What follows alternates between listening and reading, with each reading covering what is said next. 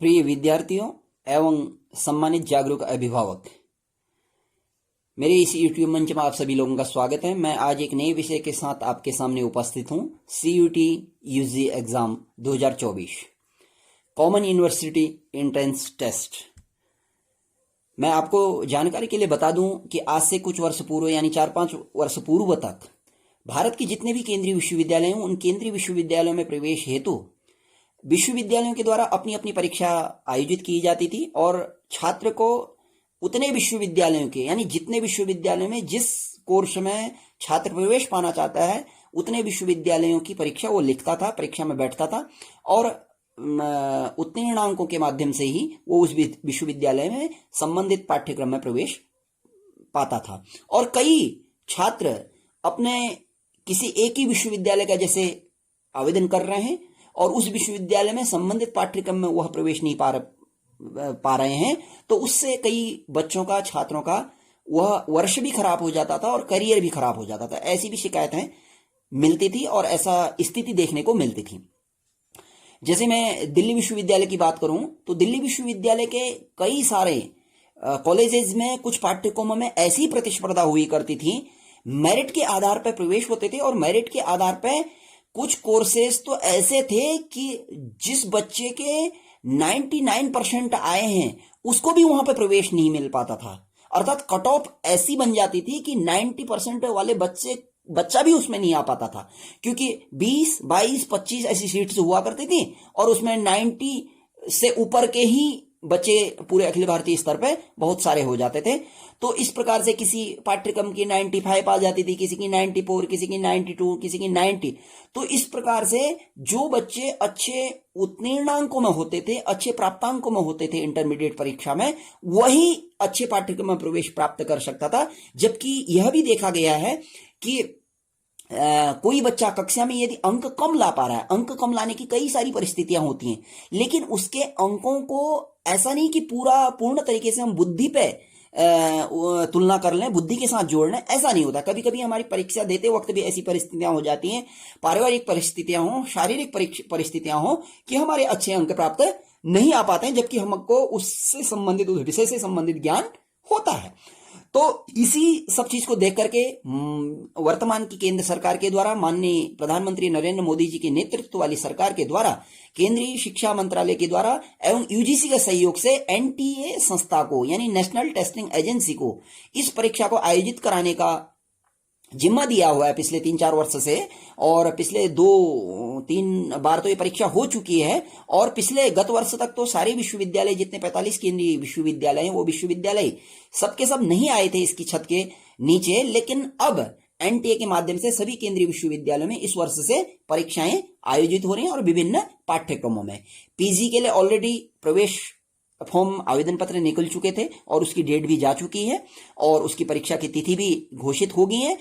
अब कल ही के दिन यानी 27 फरवरी को एनटीए के माध्यम से, नेशनल टेस्टिंग एजेंसी के माध्यम से जो सीयूटी का यूजी एग्जाम है उसके लिए भी नोटिफिकेशन जारी हो चुका है और उसकी 27 फरवरी से 26 मार्च तक फॉर्म भरने की डेट है, तिथि है। और 15 तारीख से 31 मार्च तक उसकी विभिन्न चरणों में, विभिन्न विषयों में परीक्षाएं होंगी और ये पूरी परीक्षा CBT यानी कंप्यूटर बेस्ड टेस्ट के माध्यम से होगी। और यह भी बताया गया है कि यदि किसी केंद्र में बहुत ज्यादा संख्या होगी या किसी पाठ्यक्रम में बहुत ज्यादा देश में संख्या होगी तो उसमें फिर हम रिटर्न भी करा सकते हैं, यानी मल्टीपल चॉइस पे रिटर्न भी एग्जाम हो सकता है। और जब विभिन्न चरणों में इसका एग्जाम हो जाएगा तो उसके माध्यम से 30 जून का इसका सभी पाठ्यक्रमों का रिजल्ट भी डिक्लेयर कर दिया जाएगा।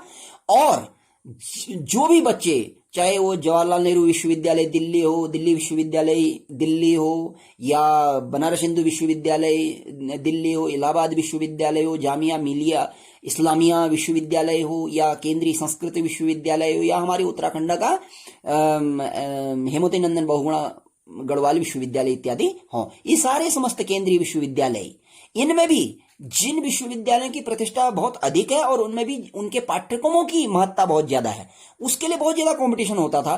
तो आप उस कंपटीशन को यदि किसी ग्रामीण पृष्ठभूमि के, देहाती पृष्ठभूमि के या उत्तराखंड यूपी बोर्ड यानी प्रादेशिक बोर्डों से पढ़े हुए बच्चे हैं, आपके अंक कम भी हैं लेकिन आप बुद्धि बहुत अच्छी रखते हैं, आप जो सीयूटी एग्जाम होगा उसमें बहुत अच्छा प्रदर्शन कर लेते हैं, तो आप अच्छी से अच्छे प्रतिष्ठित कॉलेज में या अच्छे से अच्छे विश्वविद्यालय में प्रवेश पा सकते हैं। और ये जो परीक्षा होगी, ये इस परीक्षा का जो माध्यम होगा वो 13 भाषाएं होंगी। यह भी एक भारत श्रेष्ठ भारत की एक विशिष्ट पहचान है और केंद्र सरकार इसके लिए साधुवाद की भी पात्र है कि वो भारत की जो भाषाएं हैं, भारतीय भाषाओं को प्रोत्साहन दे रही है। और इस परीक्षा में भी उसने ये जो भाषाएं हैं वो स्थापित कर रखी हैं। उसमें हिंदी, अंग्रेजी, असमी, बंगाली, गुजराती, कन्नड़, मलयालम, मराठी, ओडिया और आपका तमिल, तेलुगु, उर्दू और पंजाबी इत्यादि भाषाएं, 13 भाषाएं ये उस पेपर का माध्यम रखी हैं। तो आप किसी भी एक भाषा को उसमें चुन सकते हैं। और दूसरा इसमें आपका जो विषय सब्जेक्ट के रूप में होगा वह आपकी भाषाएं भी हो सकते हैं। उसमें 33 भाषाएं हैं, यानी जिस भाषा के माध्यम से, जिस विषय के माध्यम से आप ग्रेजुएशन कोर्स करना चाह रहे हैं, तो उसमें 33 लगभग भाषाएं रखी हैं और साथ में लगभग 27 विषय आपको डोमेन सब्जेक्ट के रूप में रखे हैं। और तीसरा जो एग्जाम होगा इसमें आपका जनरल टेस्ट होगा। उसमें अवेयरनेस, समसामयिकी, जागरूकता, सांख्यिकी, थोड़ा रीजनिंग इत्यादि के, तार्किक गणित के सवाल और थोड़ा सा जो सामान्य ज्ञान होता है उससे संबंधित पूछा जाएगा। तो इसमें विश्वविद्यालयों की अपनी रिक्वायरमेंट्स भी होती हैं, उनके आधार पर भी ये एग्जाम आयोजित होता है। यानी किस विश्वविद्यालय की कौन सी भाषा ज्यादा चलती है, किस भाषा में ज्यादा पढ़ाया जाता है। या जैसे मैं जेएनयू की बात करूं तो जर्मन, जैसे वहां पे सारे अधिकतर लगभग ग्रेजुएशन स्तर पे वैदेशिक भाषाओं को पढ़ाया जाता है। तो वैदेशिक भाषा यानी जर्मन पढ़नी, तो आपने माध्यम तो जर्मन, यानी जर्मन तो सीखेंगे आप, जर्मन तो पढ़ेंगे ग्रेजुएशन लेवल में, लेकिन उसका माध्यम हिंदी नहीं होगी, उसका माध्यम इंग्लिश होगा वहां पे। तो वहां पे आपको उसके लिए अंग्रेजी का एग्जाम देना और अंग्रेजी जानना जरूरी हो जाता है। ऐसे किसी जैसे संस्कृत विश्वविद्यालय, केंद्रीय संस्कृत विश्वविद्यालय का आप एग्जाम दे रहे हैं तो वहां पे आपको संस्कृत जाननी आवश्यक हो जाती है। तो इस प्रकार से अलग अलग विश्वविद्यालयों की अलग अलग परिस्थितियां हैं, उन परिस्थितियों के आधार पर यह एग्जाम, सीयूटी एग्जाम आयोजित होगा। और ये एग्जाम वर्तमान में हमारे भारत के लगभग 380 इसके केंद्र बनेंगे। 380 केंद्रों में ये परीक्षा आयोजित होगी। इवन ये परीक्षा विदेशों के भी लगभग 26-27 केंद्रों में हो रही है, यानी आउट ऑफ इंडिया भी ये परीक्षा आयोजित होनी है। और इसमें जो आपके तैयारी है, तैयारी के लिए बाजार में भी और ऑनलाइन माध्यम में भी और अमेजोन इत्यादि के माध्यम से भी विभिन्न प्रकार की पुस्तकें, आप जिस सब्जेक्ट में आप ग्रेजुएशन करना चाहते हैं, जिस विश्वविद्यालय से करना चाहते हैं, और जनरल अवेयरनेस यानी जनरल टेस्ट से संबंधित किताबें भी विभिन्न प्रकार की, विभिन्न प्रकाशनों की आ चुकी हैं। क्योंकि हमने ये तो नहीं कि अंदर उन किताबों को पूरी तरीके से देखा कौन किताब अच्छी है, कौन किताब सही नहीं है, ये तो कहना कठिन है। ये आप ही अवलोकन करेंगे जो विद्यार्थी छात्र केंद्रीय विश्वविद्यालय में प्रवेश पाने के लिए इच्छुक हैं या तैयारी करना चाह रहे हैं। अभी सारे सीबीएसई बोर्ड में भी और प्रादेशिक बोर्ड में भी जो इंटरमीडिएट की परीक्षाएं वो आयोजित हो रही हैं, बच्चों को वहां भी अपना ध्यान देना है। लेकिन साथ साथ ही जिन बच्चों के अभिभावक जागरूक हैं, जिन बच्चों के बच्चे खुद जागरूक हैं, जिनका बुद्धि स्तर, बुद्धि लेवल अच्छा है, और जो बच्चे जीवन में अच्छे शिक्षक, प्रोफेसर बनना चाहते हैं, अच्छे समाजवेत्ता बनना चाहते हैं, शिक्षाविद बनना चाहते हैं, प्रोफेसर बनना चाहते हैं, न्यायविद बनना चाहते हैं, यानी जिस विषय से संबंधित आप कोई विशेष बनना चाहते हैं, तो उनको केंद्रीय विश्वविद्यालय में प्रवेश लेने की वरीयता रखनी चाहिए और केंद्रीय विश्वविद्यालय के सीयूटी एग्जाम की तैयारी करनी चाहिए। जैसे बीएचयू, बनारस हिंदू विश्वविद्यालय है। बनारस हिंदू विश्वविद्यालय में देश के, विश्व के समस्त लगभग विषय पढ़ाए जाते हैं। आपके पास विभिन्न प्रकार के अवसर होते हैं, वहां पे छात्रावास की सुविधा है, विभिन्न प्रकार की छात्रवृत्तियां भी मिलती हैं अच्छे बच्चों को। जेएनयू विश्वविद्यालय में छात्रवृत्तियां मिलती हैं। तो इस प्रकार के विश्वविद्यालयों में यदि ग्रामीण पृष्ठभूमि के पढ़े हुए बच्चों का प्रवेश होता है, यदि हमारे प्रादेशिक बोर्ड से पढ़े हुए बच्चों का प्रवेश होता है, ये बहुत अच्छी बात है। बच्चे केंद्रीय विश्वविद्यालयों का एक और भी है कि जो राज्य विश्वविद्यालय होते हैं उनमें तो बच्चे सभी बच्चों को लगभग प्रवेश मिल जाता है।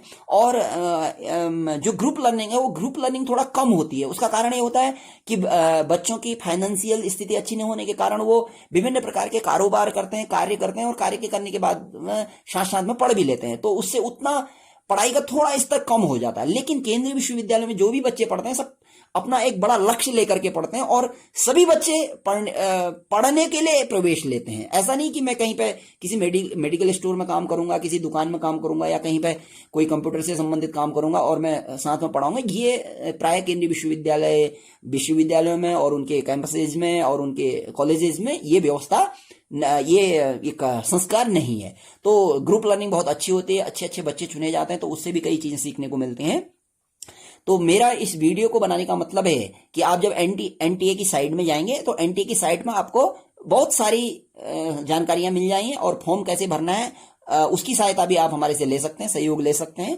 हम यदि किसी को कोई दिक्कत हो तो हम कमेंट बॉक्स में भी आप लिख सकते हैं, कमेंट बॉक्स के माध्यम से भी हम आपकी सहायता कर सकते हैं। और आप जो भी बच्चे, जिनके अभिभावक इस वीडियो को सुन रहे हों और बच्चे सुन रहे हों, जो भी बच्चे केंद्रीय विश्वविद्यालय में प्रवेश लेने चाहते हैं, मैं पुनः कहूंगा कि आप अभी से परीक्षा की तैयारी भी शुरू कर दीजिए थोड़ा थोड़ा करके।